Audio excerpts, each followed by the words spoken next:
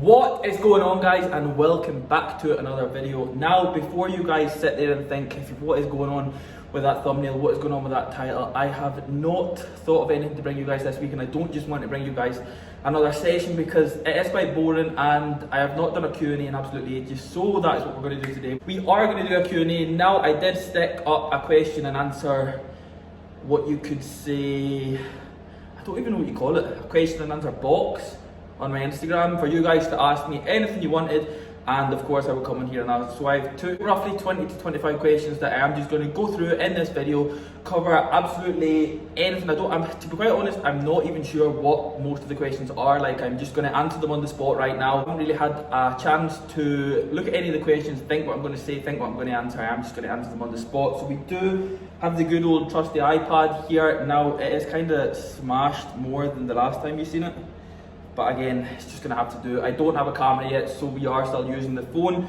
We are just going to crack on with this Q&A, guys. I do hope you enjoy this video. Of course, if you do enjoy it, then please don't forget to drop the video a like. Subscribe to the channel if you are new, because we're still growing, of course. We are on the road to 4,000 subscribers, which is just a little bit mental, just like a tiny bit. So yeah, subscribe to the channel if you are new, and let's crack on with this Q&A.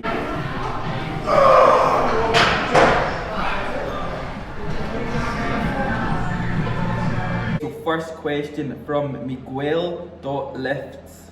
What are your thoughts on pre-exhaustion? So pre-exhaustion, for anybody that doesn't know, is pretty much just a case of getting blood in around the muscles before moving into your so-called compound movements. So maybe starting off with, say for instance, a leg extension before jumping into a barbell squat or a hack squat or a leg press, whatever you want to jump into first. But pre-exhaustion sets, I would recommend them, but only to the point of doing them and not absolutely killing yourself before going into compound, because realistically you want to go in and perform 100% in the compound move. Like, I know whenever I go into a squat, I always want to be 100% fresh. Now, don't get me wrong, you won't always be 100% fresh by pre-exhausting first. Like, you are going to take something out of you, it's just the way it's going to be. But at the same time, I wouldn't go in and absolutely crash bang a pre-exhaustion set. Like, I wouldn't go in 110% and give it absolutely everything, then expect to take 100% from your compound. If you are going to pre-exhaust on, whether that be, say for instance, you were going to do a leg extension or a hamstring curl or something before you jumped into your compound, realize that you might not always progress in that compound move just because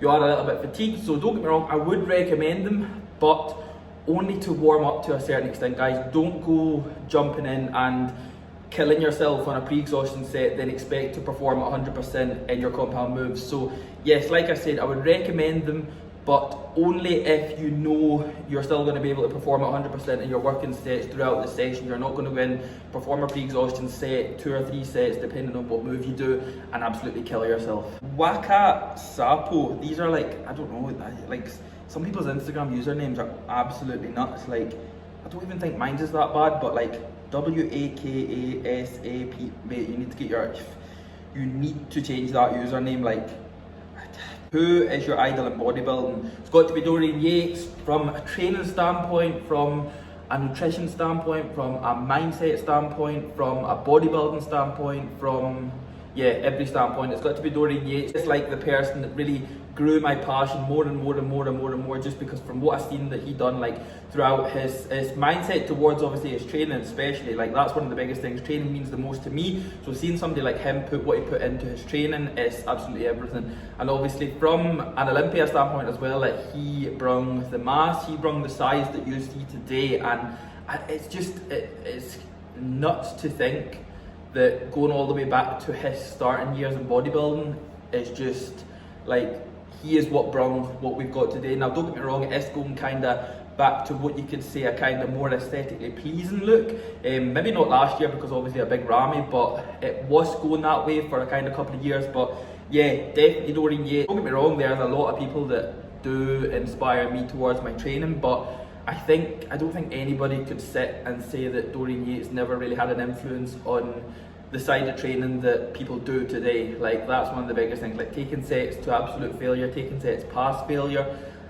His mentality to never be outworked, his mentality that he always done more than anybody else. And I mean, the proof is in the pudding. Look how far he got, look what he done. Do you know what I mean?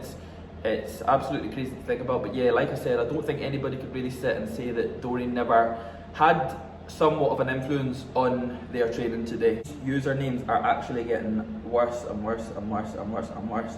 Do you decrease training volume even by a little when cutting for a stage? This is one of the things, like, I think people overcomplicate their training towards the stage. Like, don't get me wrong, there is going to be a certain amount of training that you are only going to be able to recover from, but at the same time, I don't think that you should be going in thinking, right, that's me, I am 2 pounds down this week, I'm going to have to change my training, I'm more tired this week, I'm going to have to change my training, this, that, the next thing. I think your body will adapt to what you come in and do. Like, I don't believe it could get to a point where you're on prep and you can come in and fully, like, overtrain to the point where you're never going to be able to recover. I think your body will adapt to certain kind of points within training, and it'll be like, right, no, we're not going to go for another set, or we're not going to take these forced reps today or something like that. But I don't really think you should be overcomplicating training that much to the point where if something happens one week, you need to change anything. Like, I don't change my training at all, whether that is being contest prep or off season. It stays the same regardless. I come in, take 100% from my training every single day, take sets all out every single day,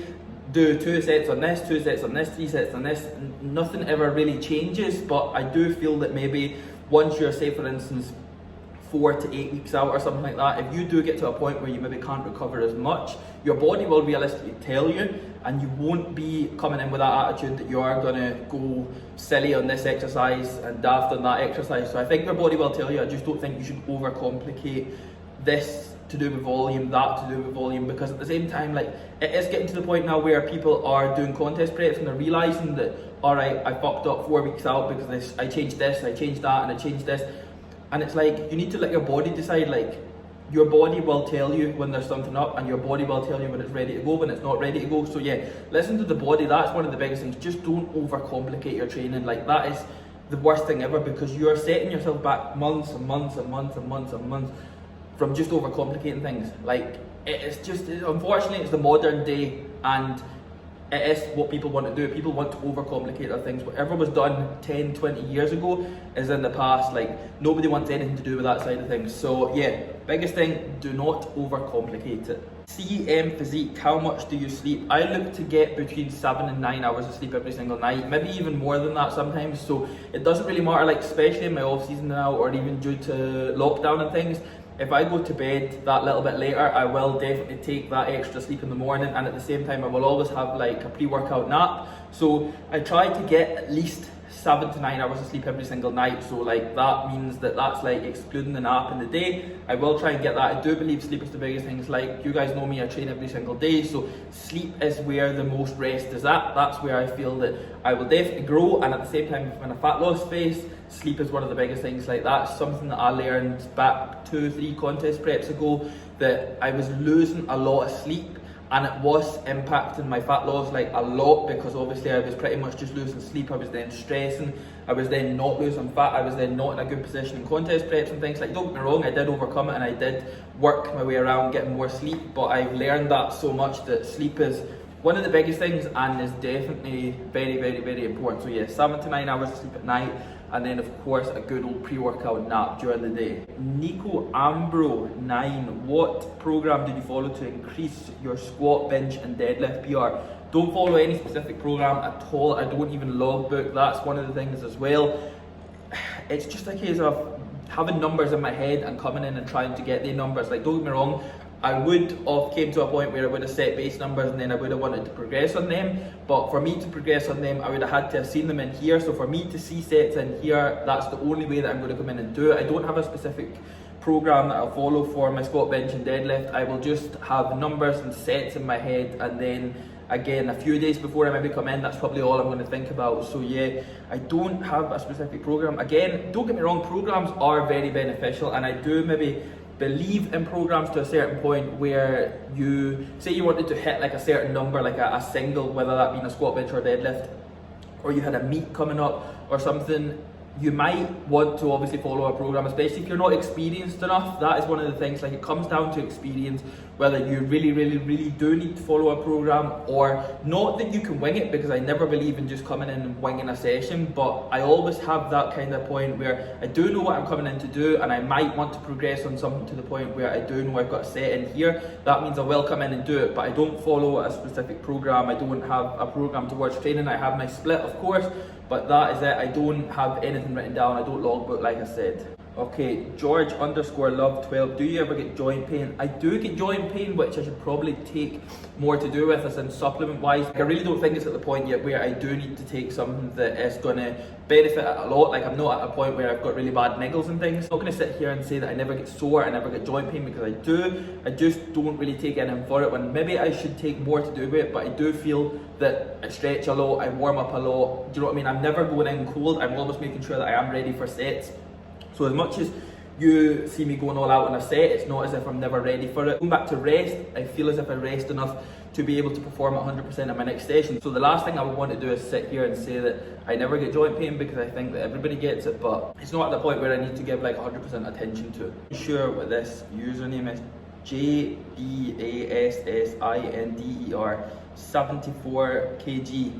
I am assuming that is your body weight and probably what you lift at or something, but the question is, have you ever genuinely considered steroids? Yes, I have genuinely considered steroids, but looking back at it now, I have never went through a phase where I have been 100% confident that I was going to take them.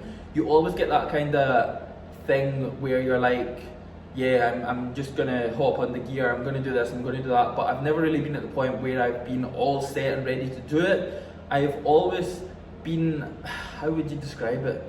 Like, I have been surrounded by people that do take it, but to the point where it's just been a case of, oh yeah, you should start taking it, you should start taking it, you should take this, take that kind of thing. And it's just been a case of like, I have got so much set out to achieve naturally, and this is one of the things, like, anyone that really does know me knows that I don't have a set limitation of what can be achieved naturally. So for me to be that driven to achieve what I want to achieve naturally, steroids don't even come into the equation. And anybody, again, that really knows me knows that I do not have a single thing against steroids. Like, that is also one of the biggest things that is like really big in my, like, I know bodybuilding is steroids, but at the same time, it's just not in the equation. Like, I don't sit and think about them. Becoming much more knowledgeable in the natural scene, nah. They're just not in the equation. Okay, Luke underscore Brettel. Do you know how long you want to stay / compete natty for? I don't even know how this question just came after the last one. Like, there is no specific answer to this. I don't even want to go any further into that. Is it better to create a deficit through calorie decrease or cardio increase? I really do think you should let food play the role first. I don't think you should jump into a deficit and instantly bring a lot of cardio in, because if you think about it, if you're, say for instance, 20 weeks out of a show and you are jumping straight into cardio, then what happens when you are 15 weeks out of a show and you've had to increase your cardio? Fair enough. What happens when you're 10 weeks out, you've had to increase it again, because you can't decrease your food anymore because you'll be eating next to nothing. You're then doing an hour and a half of cardio a day, you're then going up to 2 hours cardio a day. Like, I think you should definitely put yourself in a really good position in the off season to be able to start dieting on a decent amount of food. Let the food do the work first. That's one of the biggest things. So let the food do the work. Then you could maybe decrease it. Once you get to a point where you think, right, I don't really want to decrease my food that much anymore, then you could start bringing in more expenditure. So more calories being burned during the day, not necessarily cardio. I think you could maybe bring more so of, say, steps or something in, or high intensity training. So maybe not so much, you know, an hour on the stepper a day, an hour on the treadmill a day, an hour on the cross trainer a day. I think you can maybe bring something else in that might not hinder your progression in the gym, like your performance in the gym. It might be more beneficial towards that. But I definitely think it is better to create a deficit through your food first. So obviously let your food do the work. Then once it kind of stops working, then you can start to look to maybe add in more expenditure in the day. What is the name of your coaching page? All the results is a big motivation. My coaching page is made by Kiffy underscore. That is MADEBYKHIFIE_. All the results are a big motivation. I do appreciate that a lot, mate, and I do hope you can find my coaching page. If you have got any inquiries, then please don't hesitate to DM me and we can chat. What I'll do is I'll actually drop the link to my coaching page in the description box below, so you can show over there, you can find it easy enough. The _metalcore_cowboy, what do you think are the downsides of a training partner stealing your reps? Like, this is one of the biggest things. If you don't have a training partner that you can trust, that will be able to take you to and beyond failure, like to the point where obviously they can control you then, but to failure, or especially if you're logbooking and you're wanting to try and beat reps, You cannot have a training partner that will steal your reps. Like if you are really struggling, they need to see you're struggling, yes, but they cannot come in. The downsides of a training partner depends, it totally depends on who your training partner is. If they're serious about their goals, like you're serious about your goals, then fair enough. But if you've just got some random training partner that maybe only trains with you 2 or 3 times a week, they can cause a big distraction to your own progression, so I would definitely recommend just saying goodbye. But if you are going to look for a training partner, then like I said, I would recommend somebody who is very serious about their goals like you're serious about yours. So you can help aid them, you can help aid their progression, and they can help aid your progression. So again, it kind of works 2 ways, but I would definitely not recommend somebody that always steals your reps, or somebody that's maybe not too serious about their goals, like only trains once or twice, then bails the next session, or somebody who complains about training hard, or somebody who doesn't like taking sets all out. That kind of comes back to training hard.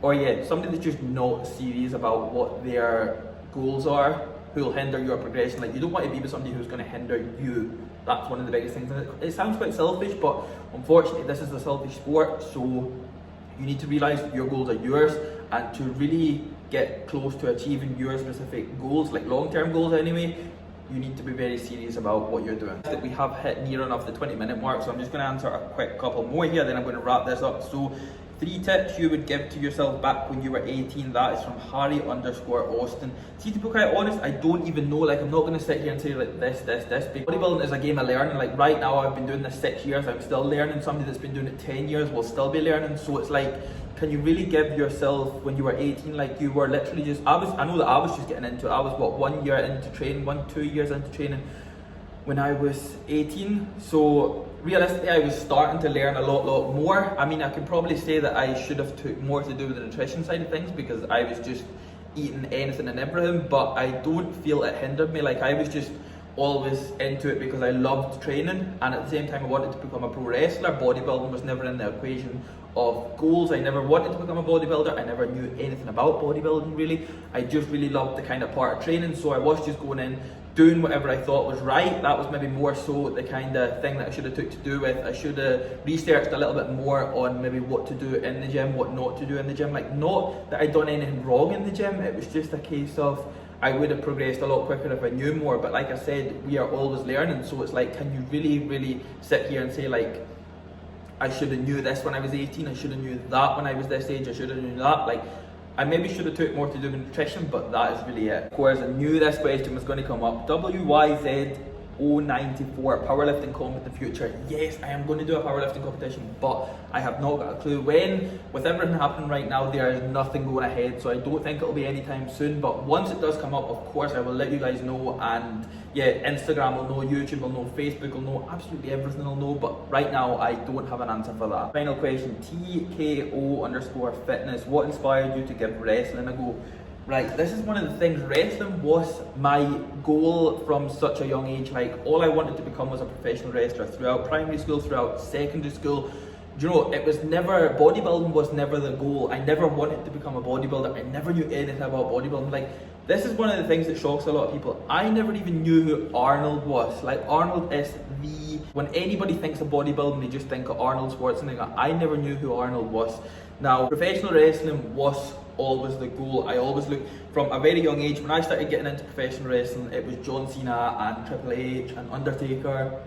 I kind of missed the Attitude Era as well. So really, these were the guys that I was wanting to look up to. John Cena was always my idol. He was always my inspiration. To this day, like, don't get me wrong, I still watch a lot of his stuff. Funny thing is, like, where I'm sitting right now in 2021, it's funny because obviously I don't do the wrestling anymore. I did do the wrestling, but that was because it was such a long-term goal. Like, that was one of the things. I had my eyes set on it, I had my heart set on it, I had everything set on it. Like, I had to wait till I was 16, then I had to travel numerous times a week to Glasgow, to the Glasgow Pro Wrestling Asylum to start training, and that is just kind of where it all went from there. I then obviously got a little bit more into it. I think I was around a year into it or something, or maybe just over a year, when I done my first show, and then obviously I started getting more bookings and more bookings. I was able to travel the world with it, which was like incredible. But yeah, it was, the funny thing is, it was such a long-term goal, like from when I was maybe 5-6 years old, that's all I wanted to be, and it was all I really watched, all I really took anything to do with it. Started going to live shows, you know, all that kind of rubbish when you do when you're like, I don't know, 12, 13-year-old. And then it stuck, and I think a lot of people didn't think it would stick, to the point where when I was maybe 15, 16, that it would start to leave me, but it was all that I had in my head as my goal, all I wanted to do. And the unfortunate part was that I was never ever close to a point where I could go and train. Obviously I had to travel quite far, but at the same time it just showed that that is how much I really wanted it, because I never had a problem, you know, doing like the kind of 5-6 hour round trips just to go to training for a couple of hours. It was just the biggest goal. And then of course I got into bodybuilding come 2017, and obviously I'd done a bodybuilding show. It kind of took off from there. I'd done another one, and then I was kind of wrestling and bodybuilding at the same time, but unfortunately the bodybuilding did just take over, and I achieved what I wanted to achieve in professional wrestling, which was the biggest thing. So I can't really look back and say I wish I'd done that, I wish I'd done that, because I did achieve what I wanted to achieve. But yes, bodybuilding now took over, and look where we are. I achieved my DFAC professional status last year. Saying last year now is absolutely mental, considering it was about 10 weeks ago. But yes, that is going to be it, guys. That is going to be it for this Q&A. I do realise we have reached the kind of 24-25 minute mark, but yes, that's going to be it. So I do hope you guys have enjoyed this video. I do apologise if I haven't managed to reach your question. If I haven't, what I'll do is I will send you a DM on Instagram or something, just pretty much answering the questions, because I don't really like to leave anybody out. So yes, don't forget to drop the video a like, guys. Subscribe to the channel if you are new, and I will just catch you guys in the next video.